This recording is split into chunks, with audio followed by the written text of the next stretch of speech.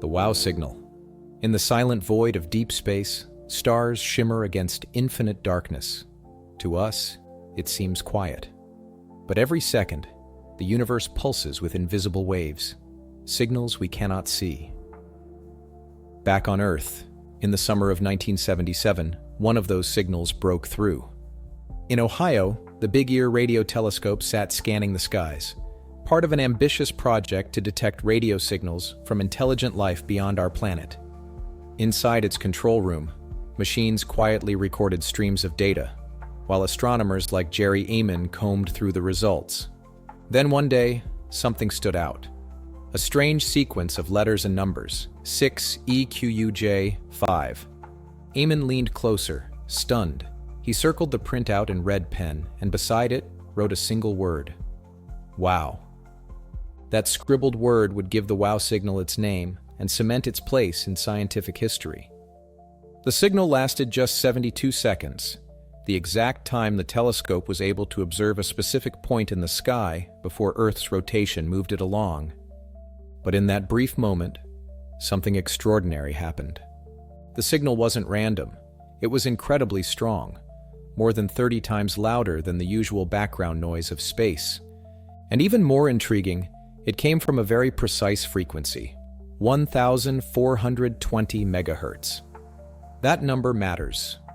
It's called the hydrogen line, a natural radio emission produced by hydrogen atoms, the most abundant element in the universe. Scientists had long theorized that if intelligent life tried to communicate, it might use this frequency as a universal hello. Why? Because hydrogen is everywhere.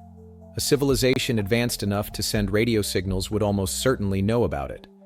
So when a powerful, narrowband signal appeared exactly on that line, it raised eyebrows.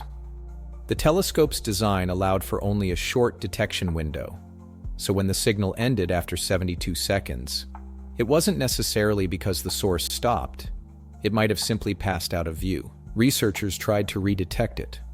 Dozens of follow-up scans were made in the following days, months, and even years. But the signal never returned, and it never repeated. Naturally, scientists searched for explanations. Some suggested a comet could have emitted the frequency, but later studies showed that comets don't produce narrowband signals like this.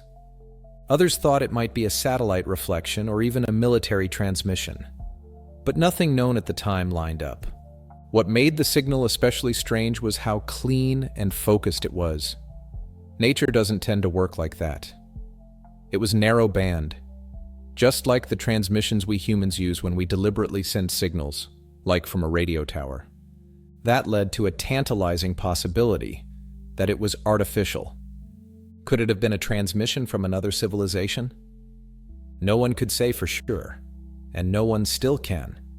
Theories flourished, ranging from alien beacons to deep space probes drifting silently between stars. In classrooms around the world, the WOW signal became a case study in astronomy, a spark for curiosity, and a reminder of how little we truly know about our universe. It seeped into books, documentaries, and even films. To this day, it remains one of the most mysterious events in the history of space exploration. SETI, the search for extraterrestrial intelligence, has continued scanning the skies, building more sensitive telescopes, and using powerful software to detect patterns. But in all those years, no signal has matched the WOW signal. It remains alone, one of a kind. The original printout, now preserved, is a relic of hope and mystery, a single moment when the cosmos may have spoken. Simulations have tried to track its origin, pointing toward the Sagittarius constellation near a star group called Chi Sagittarii. Still, the source remains unidentified.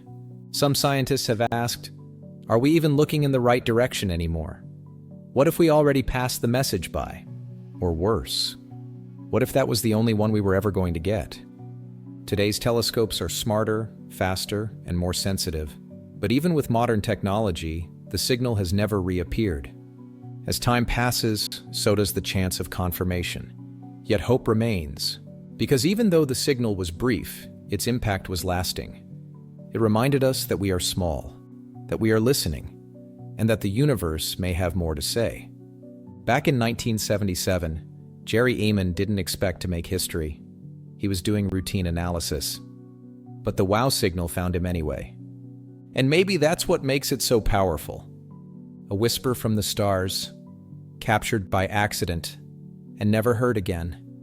To this day, we don't know what the wow signal truly was. But we remember it, and we keep listening. Because even one brief signal might be all it takes to change everything.